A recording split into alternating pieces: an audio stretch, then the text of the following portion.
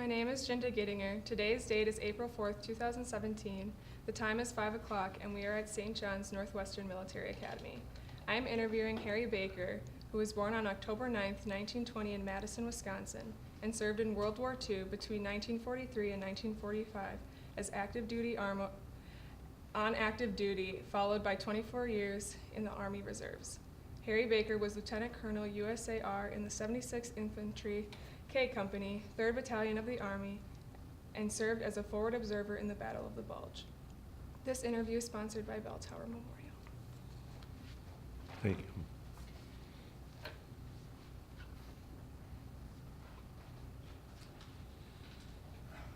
What were you doing before you entered the service? I was a ROTC student at Michigan State University, then college. And on September 1st of 1939, I matriculated the same day that Hitler invaded Poland. And it took us about 6 months to realize how serious this was. We had new friends, new locations, new girlfriends, and suddenly after 6 months we realized how serious this was. And then we became a war class. The entire next 4 years were involved with the war. Can you tell me more about your early weeks of training and how you adapted to military life? Yes, at age 12 I was a Boy Scout, and I probably learned as much in Boy Scouting as I did in the Army about patrols, about responsibility, and about carrying out orders, which helped me immensely in college. Did you get to choose which branch of the military you were going to serve in eventually? Well, yes, we can choose it if we could qualify. How did you qualify? By a fairly good math background, which allowed me to be accepted, because there's a lot of that. So you said you became a war class. How did knowing you're going to enter the military make you feel? I felt I better stay in ROTC so that when I graduated, I could be commissioned. Otherwise, I would be just a private. Can you tell me about the night you left America and the experience you described on the ship? Oh, you knew about that. Yes, our unit was in the 76th Division, was at Camp Miles Standish, which was a temporary camp for embarkation. So when we left Camp McCoy, Wisconsin, we went to Miles Standish to be processed then to the Boston Navy pier where our ship was awaiting. It was a late Sunday afternoon. We got the men aboard. We found our own stations and had dinner and off to bed. Everybody was worn out anyway.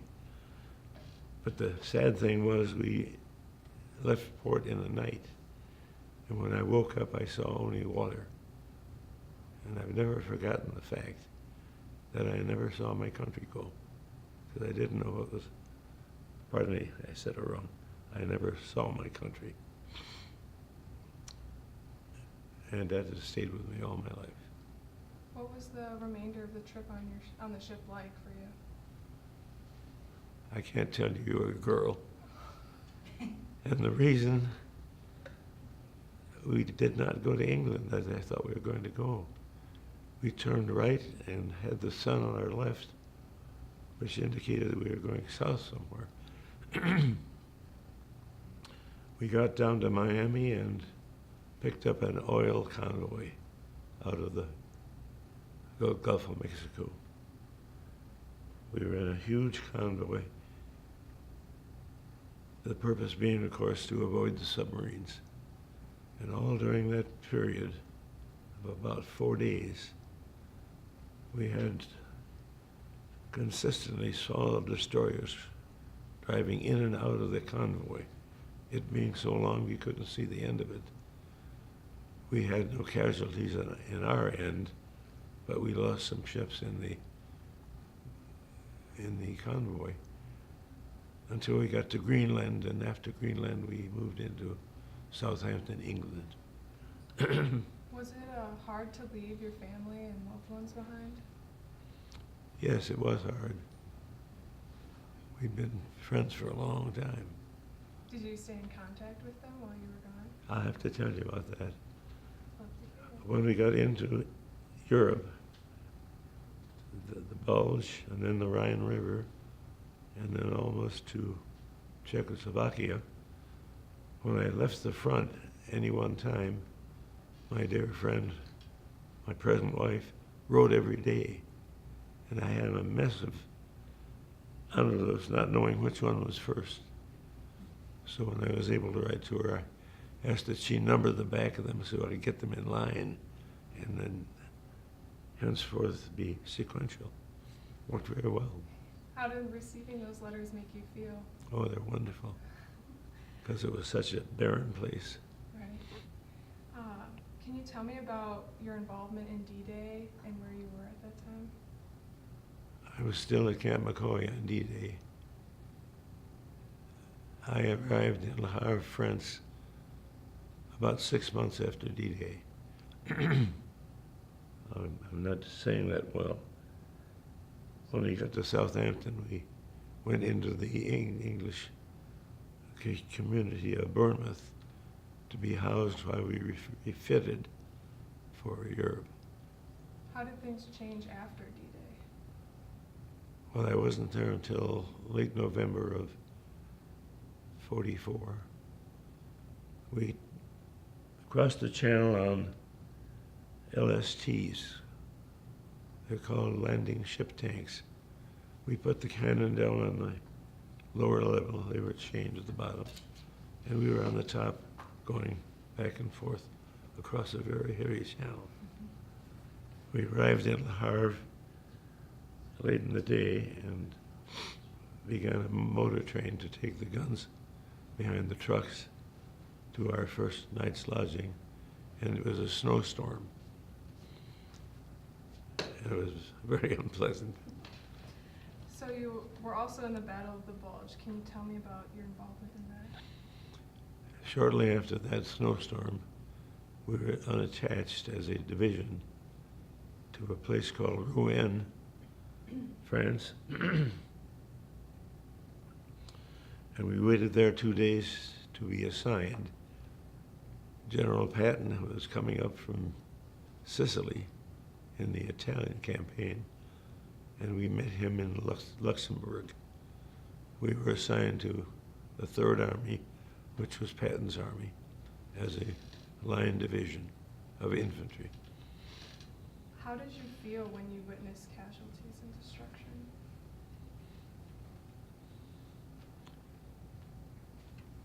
I saw the destruction before I saw the dead. It's almost a numbing experience. You don't know what to do. Was it hard? Except avoid being that way. Was it hard to be optimistic during those times? No, it wasn't. We were young enough to the point that we were sure, like everyone else, that we were going to overcome this and get back. How did camaraderie or lack thereof impact you while serving? Among whom? Among your artillery group of men? Well, there's always a problem in the service. You don't mix with your men. It's an old rule. As a matter of fact, it's almost unspoken. When there is mess in the field, dinner in the field, the officers ate last to be sure everybody got fed. What did you do for fun when you were off duty? There wasn't any. This was serious business because the Germans had opened the attack on the area known as the Ardennes, which was a forest, high ridge. Their intent was to get to Antwerp to get a seaport for the German armies. Can you And their bulge was about 75 miles deep. By the time we got there, our mission under Patton and our commanding general was to reduce that bulge. But that was a matter of fighting all the way till they leveled the lane out. Pardon me.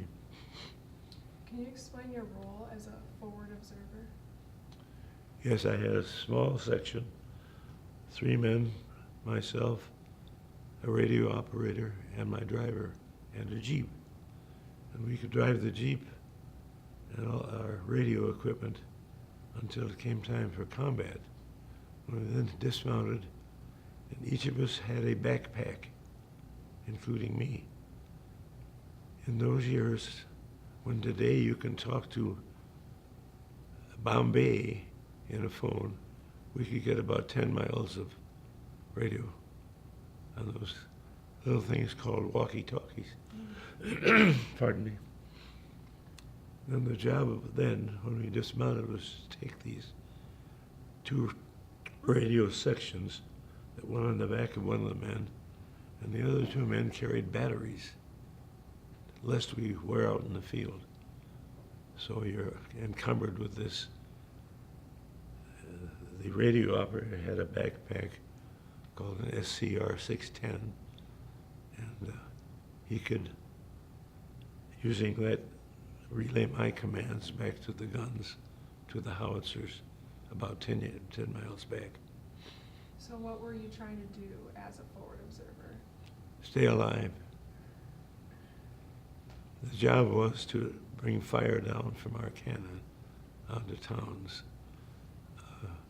many towns, any assembly of trucks, any assembly of personnel, whatever type shell was used. We dictated which shell to use, which type of shell.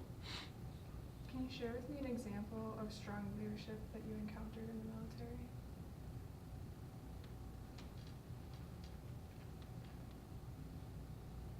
That's a difficult question, since I was a little leader of 2 men. How did that work for you? Well, I admired the division artillery commander, but I better explain that. In those years, the 76th Division was a triangular division, meaning we had 3 regiments of artillery in a separate division artillery called Division Artillery Headquarters. We had 3 battalions of artillery, and each battalion was assigned to a regiment. And most every second lieutenant, first lieutenant, eventually some sergeants, to fill the losses, they were used.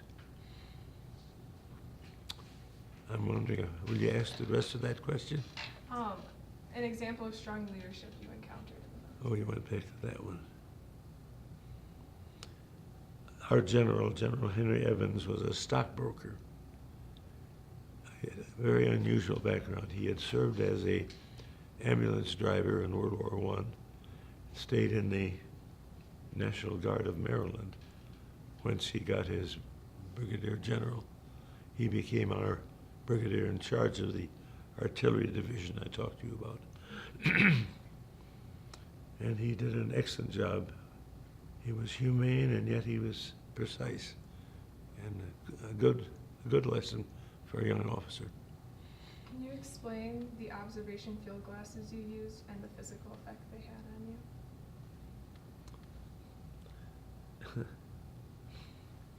You know everything. I read them. There are large field glasses which were about 8 inches long. In one reticule, there was a measuring gauge of yardage in the left eye, and you could come upon your target, and you could measure the distance from your target by reading those distances. Then your command can be either, we would register, you have to register an artillery piece to know where your field of fire is. Once that's done, you can work from there to the target. The commands you gave were very precise. You commanded the guns as a fire mission. Then you describe the shell. Do you want high explosive? Do you want phosphorus to burn? And what fuse? Each artillery shell has a fuse, either point detonating or delay. If you wanted to get inside a factory building, for instance, you might command a shell with a delay fuse, which allow it to go through the roof and then detonate inside, assuming we hit our target. So using those observation field glasses. Oh, yes. Most of the day spent observing and not firing. And by the end of the day, you felt you couldn't see the end of your eyes because they had been so concentrated on the distance. So, did you ever get aches from using those glasses all the time? Yes. Matter of fact, I went back to Luxembourg to have my eyes examined. I didn't just go, I got permission to go. And there I met, since I wasn't otherwise wounded, the most remarkable people. If you all remember, these nurses were golden girls to be available for anything. Just tremendous people. And I can't say enough for them. And then was sent back to the line. And during that time, there was an offensive at a place called Ittelkeil. The division had to go down a ravine and attack on the rising side. And the losses were terrible. In my absence, Sergeant Fredericks was killed up there doing my job. I happened to be in Luxembourg at the time. Yes, I remember that. Switching gears a little bit, can you explain your sickness that you had during the war? Yes, I was sent back to a rest camp in Thionville, France. And that turned out to be taken over by the Army. It was a former girls' school. And of course, over there are no lawns. Everything is built up to the street side behind gates. And we had a musical trio at noon at this rest center, usual mess care. And upstairs, in the lavatory area, were several little tubs, and each tub had a hot and water pipe going into it. And if you can believe it, it was for pedicure for these poor girls stuck in this hospital. I couldn't believe it. Here in the middle of France. What was your initial diagnosis as a sickness once you started noticing things? When I vomited in mess hall one morning, before I could control it, I went to the doctor who thought I had a stomach ulcer.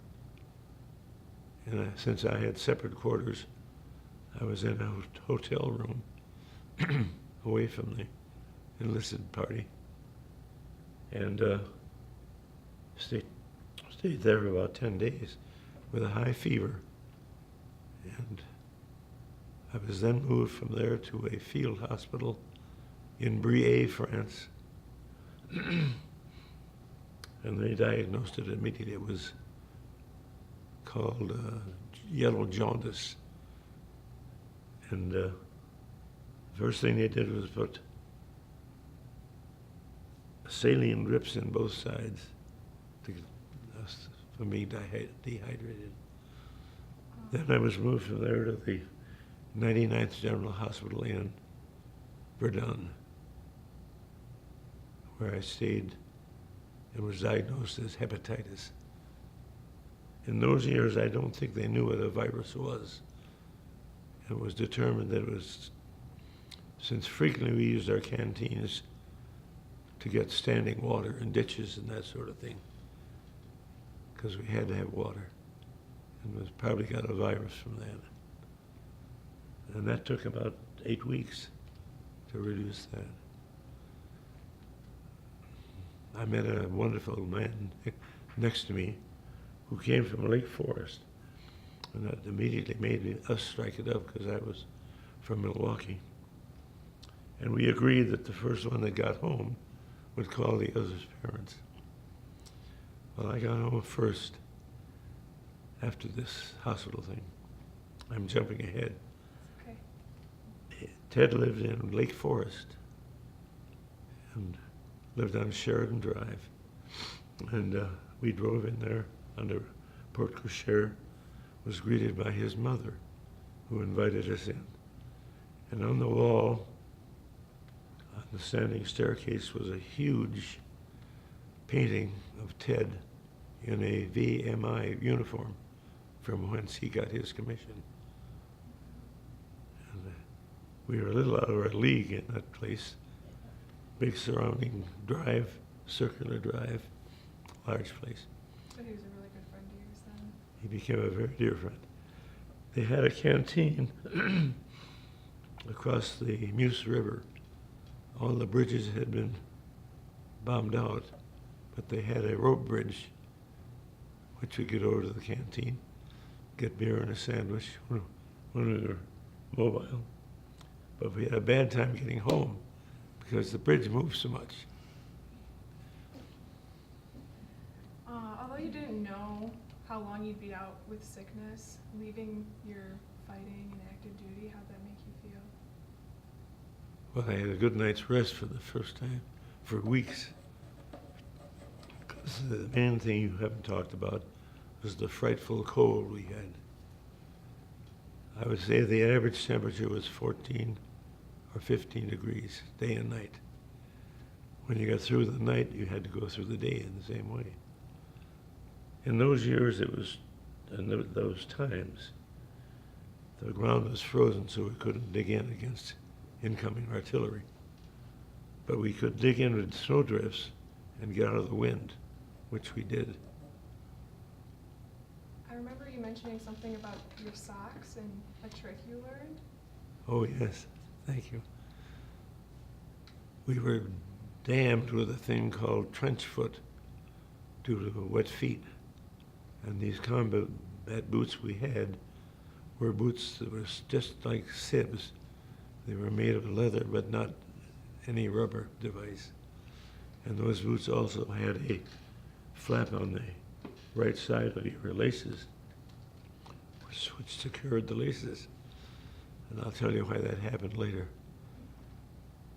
We lost thousands of men to amputated feet, mostly toes, and the rest of the foot as was necessary, due to gangrene. A GI came up to me one day and said, "Lieutenant, you're not doing that right." And I asked why. He said, "Take those shoes off, wring out your socks, and put them around your middle. And before you go to try to go to sleep, put the fresh socks on. So all night long you could have cover for those trench feet." And it worked beautifully. Smart young man. How did you get involved in K Company Infantry? Because I took my artillery training at Fort Sill, Oklahoma. I became an artillery commissioned as opposed to infantry. But they had to have some people up there to guide the artillery. So they formed a thing called Division Artillery. Brigadier General Evans was in charge of that Division Artillery, and he reported to the division commander, who was a major general.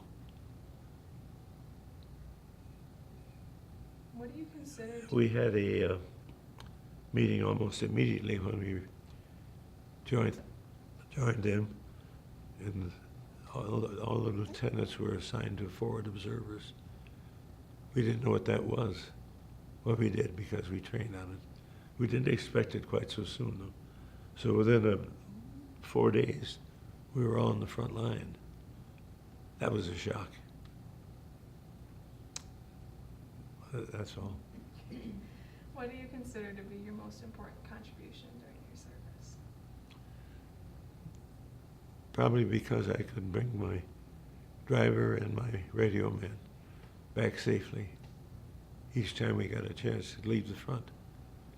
So we became very close.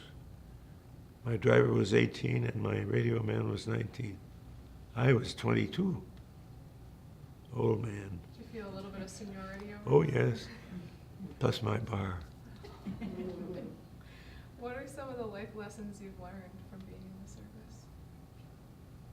I think number one is planning.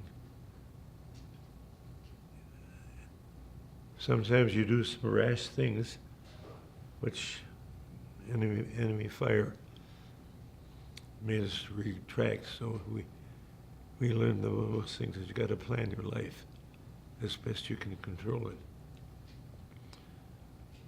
Another was camaraderie. You spoke about that with the enlisted men.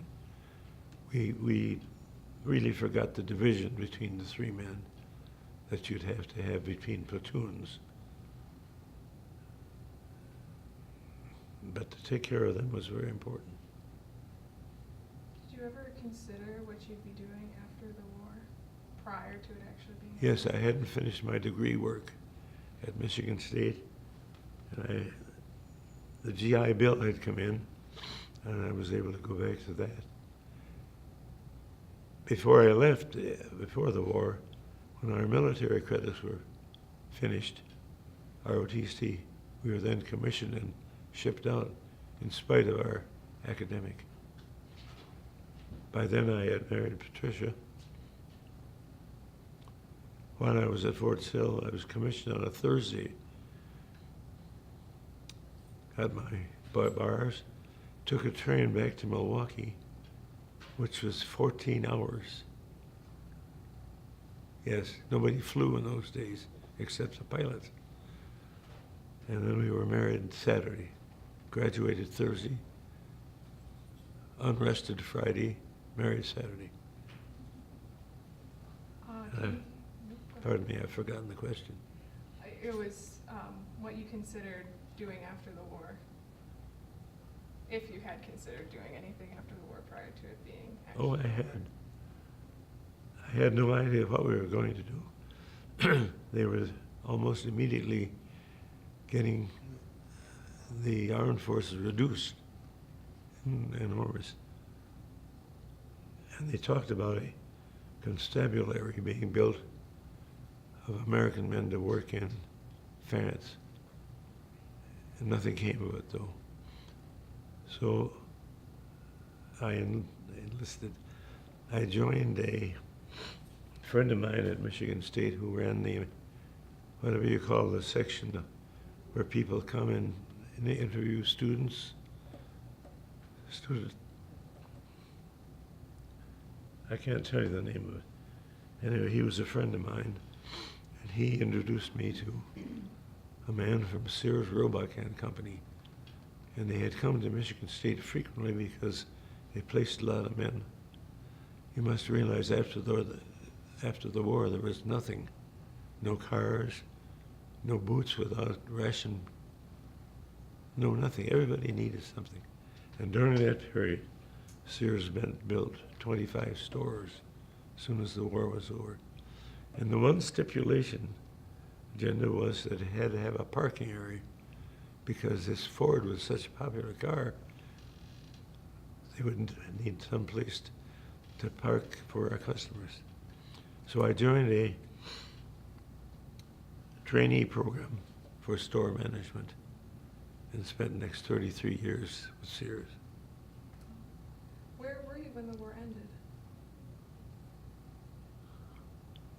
When the war ended, we had left Czechoslovakia to go home, and we were bivouacked on the Channel in France.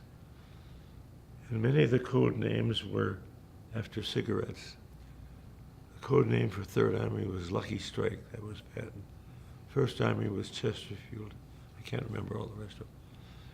It was there we learned that we weren't going home. we were going to England to refit to go to Japan because we came in late in the war. Which that's a deflating thing. Yeah, I can imagine. So we moved to England and refitted. And on August 6th, there was a rumor that they dropped a bomb. And I mean, we've heard all those things before. So we went out drinking beer. And next day it persisted. Finally, on the third day, we were told that they had dropped the bomb on Hiroshima. Didn't know about Nagasaki. And of course, we couldn't believe it. And it took about 7 more days to learn that the division was going back home. And I came home on the Queen Mary, which had 5,500 troops aboard. And with that many people, the mess problem was terrible. If you had breakfast at 7, you had dinner at 7 at night.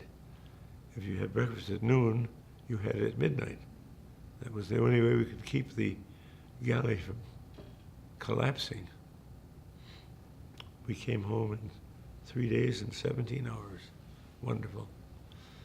And when I later saw that ship, all of the handrails were covered with that old American habit of carving your initials into something. Did you do that? No, I was an officer. My bad. And when I saw it in later years, all those had been reserved with glass coverings over them, and are today the same way. Did you anticipate or know you would want to continue in the reserves?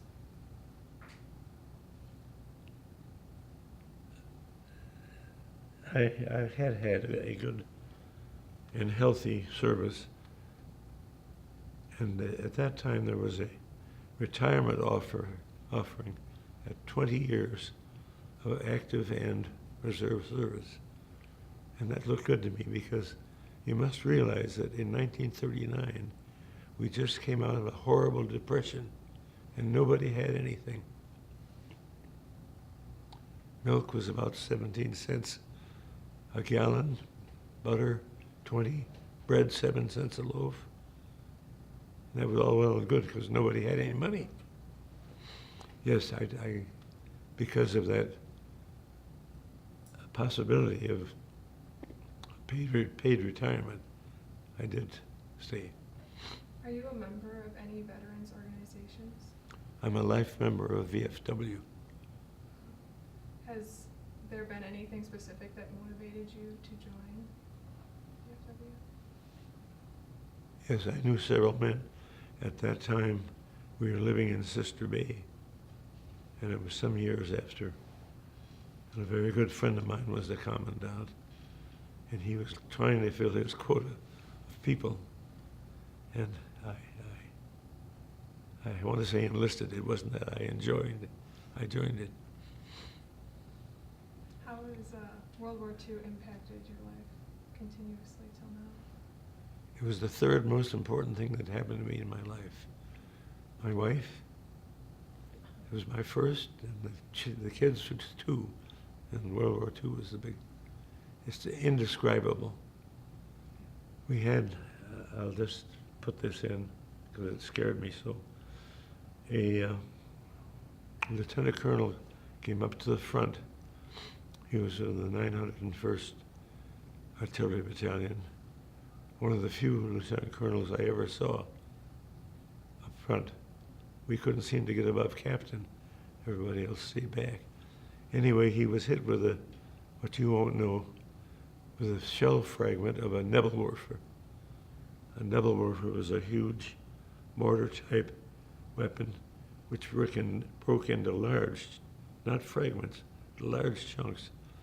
And he was hit in the buttock, the most ghastly wound you could ever see. And all of us were supplied on our gun belts with a can of bandaging with very long gauze parts so you could wrap the whole body in it. And then the only thing they had was a thing called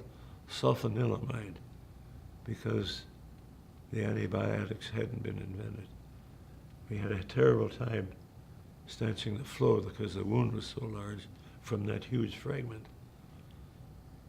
And then in those years we had no helicopters. The wounded, we got back to clearing stations as best we could, where they lay outside the tent and a doctor would describe which ones would be next for surgery, some of which he wouldn't make it anyway. I was lucky. I was hit in the leg.